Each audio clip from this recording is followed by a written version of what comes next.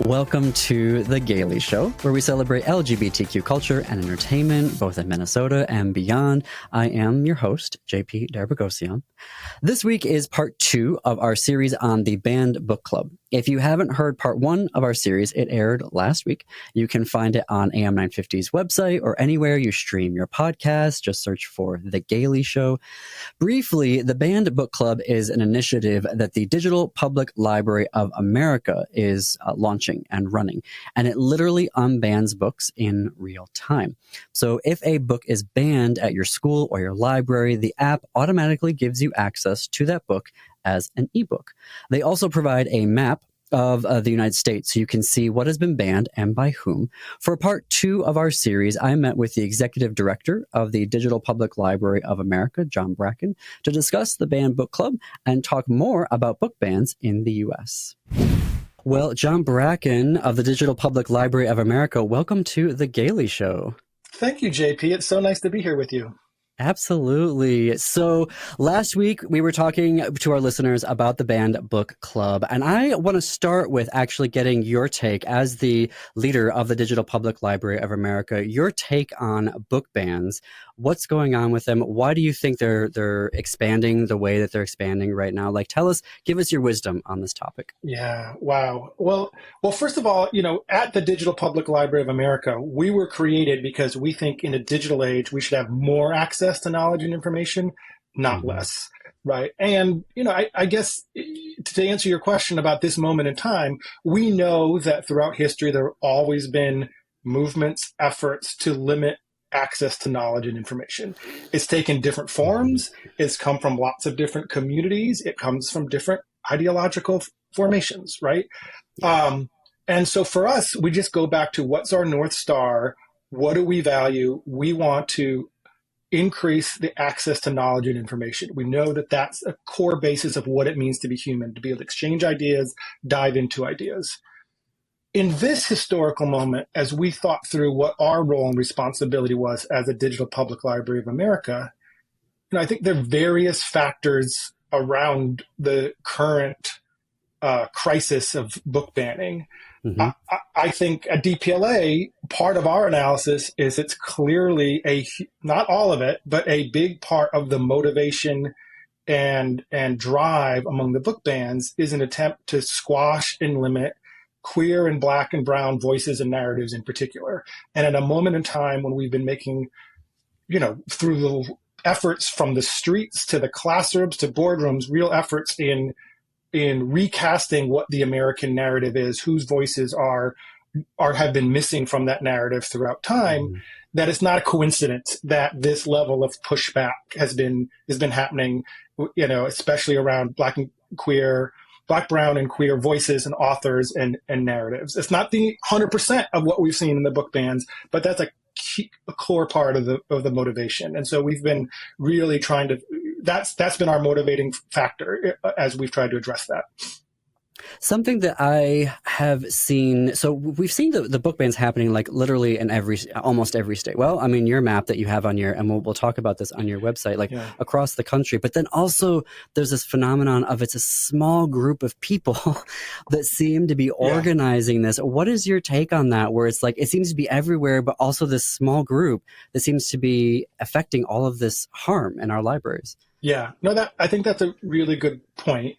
I also frankly feel like that's a lesson for the rest of us that, small groups of people can affect change and have impact. And part of the reason that we're in the crisis we're in is that folks who felt like their voices weren't being heard or adhered to leaned in and stepped up and ran for local school board and had structures that helped, kind of organize them and help them get the public policy outputs that they wanted.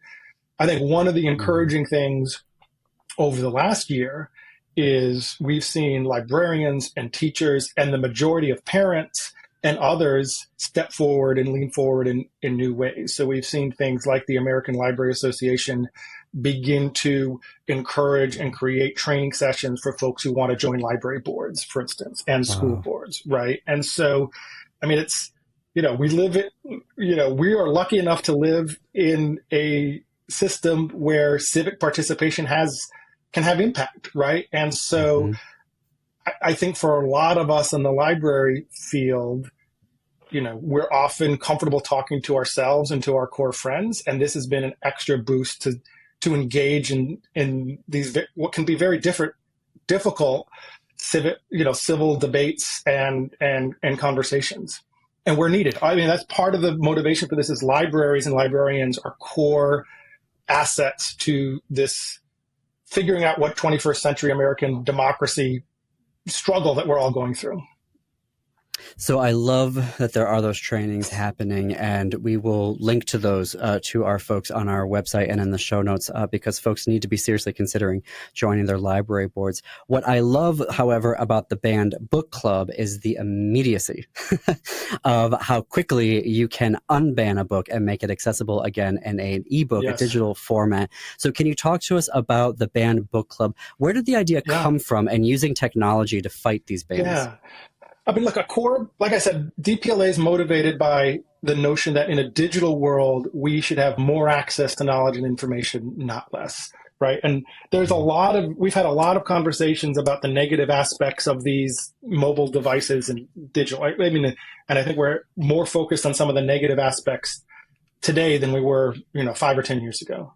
That said, our thesis is that these tools can be tools for good, right?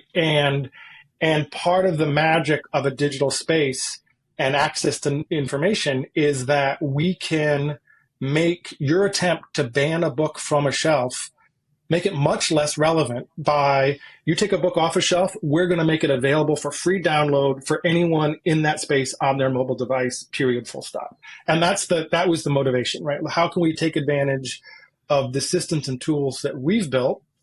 So at DPLA, along with Lyrasis, we've built a project called the Palace Project, which is designed to help libraries and library users access digital books and knowledge and information.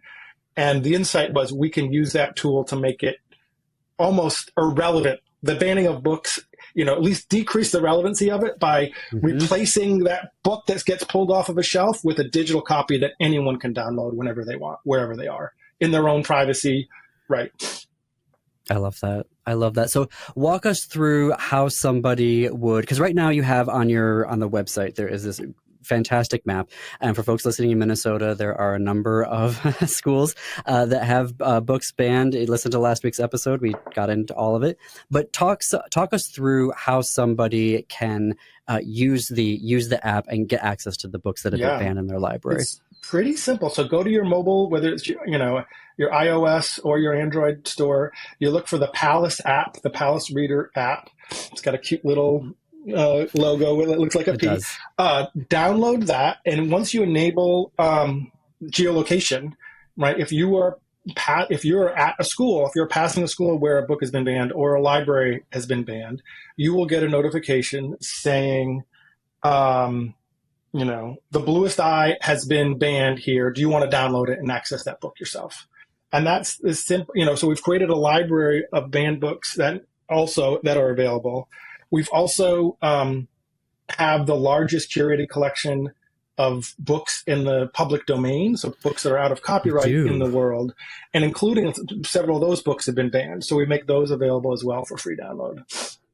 That I didn't know about that. So when I downloaded the app and I saw, oh my goodness, look at all these books. Yeah, it's exactly. Fantastic. Now, does a user need to have a library card to that particular library?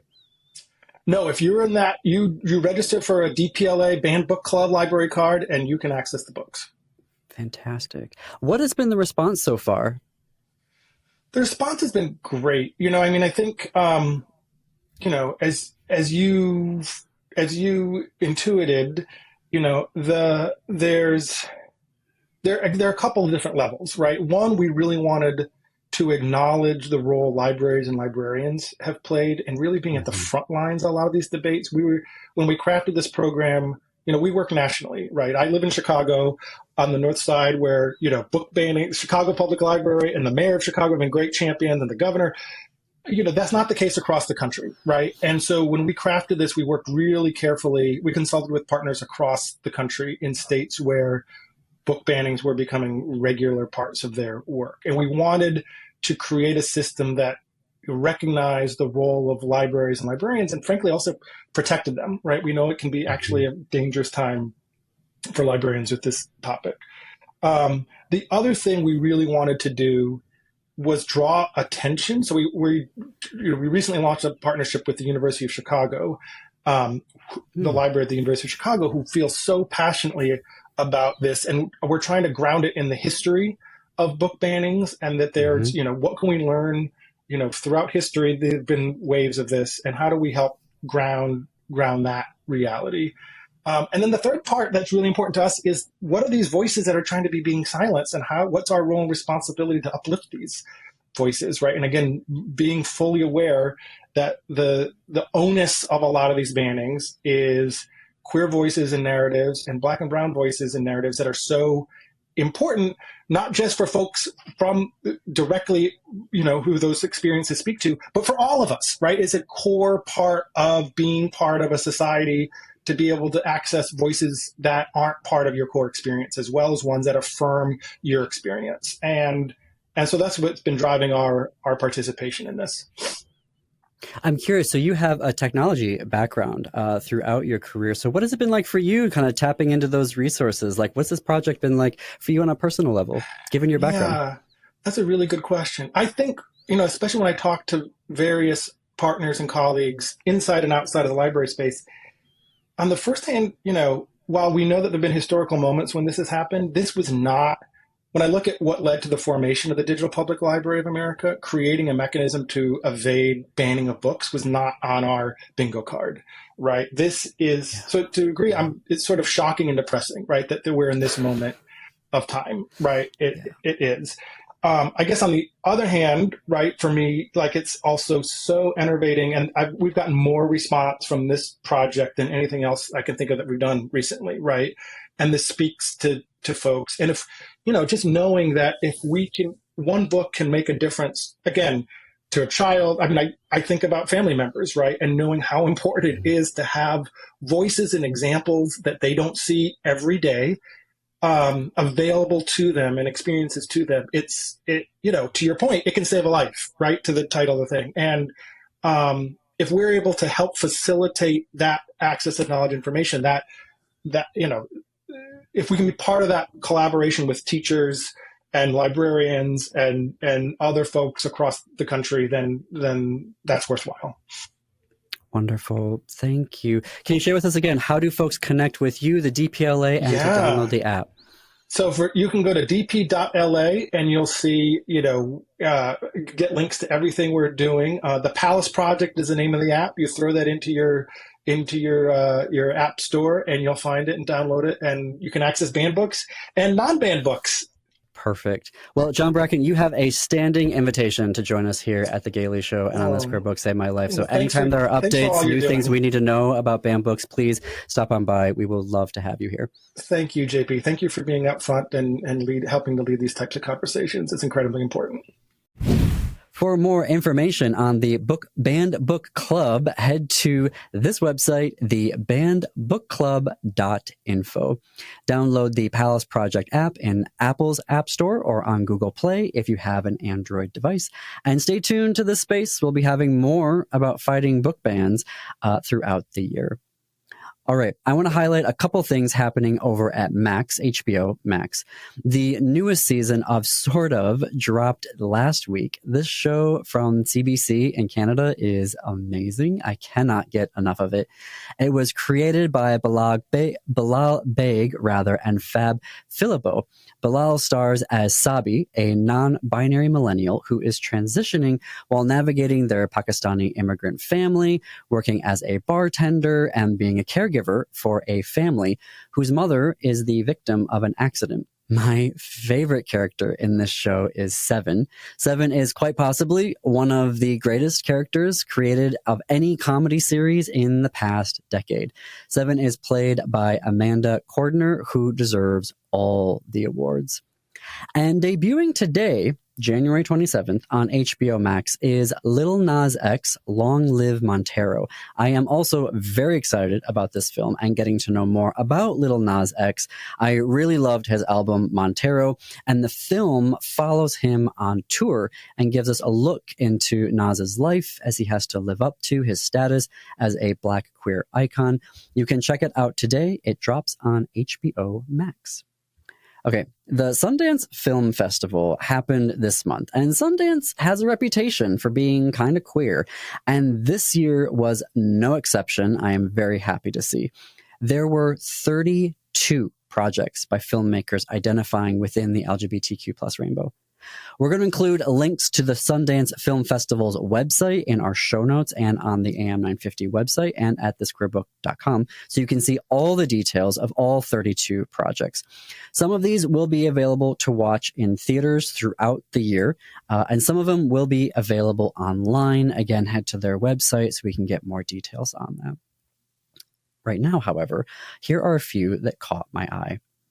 Desire Lines. It is directed by Jules Roskamp, and the description: past and present collide when an Iranian-American trans man time travels through an LGBTQ plus archive on a dizzying and erotic quest to unravel his own sexual desires. That is the film Desire Lines, directed by Jules Roskamp. Next, I saw the TV Glow. I mentioned this a couple of weeks ago, and I'm more excited about it. It is directed by Jane Schoenbrunn. It stars Justice Smith, who is amazing. I can't get enough of Justice.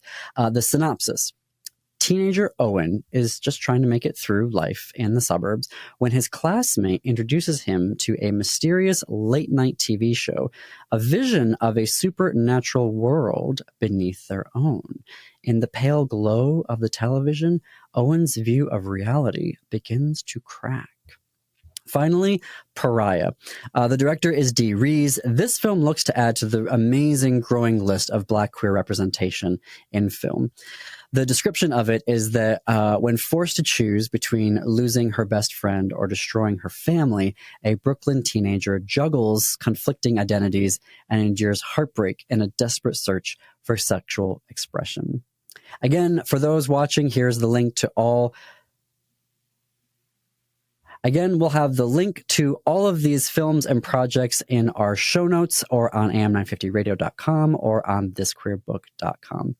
Well, that is our show for today. Thanks, everyone, for listening. Our podcasts are executive produced by Jim Pounds, creative and accounting support provided by Gordy Erickson, production, distribution, and marketing support provided by Brett Johnson, Chad Larson, Laura Hedlund, Jennifer Ogren from AM950. You can find us on social media. For The Gaily Show, check out AM950's YouTube channel or The Gaily Show's YouTube channel, and of course, AM950's Facebook page. And until our next episode, see you queers and allies in the bookstores.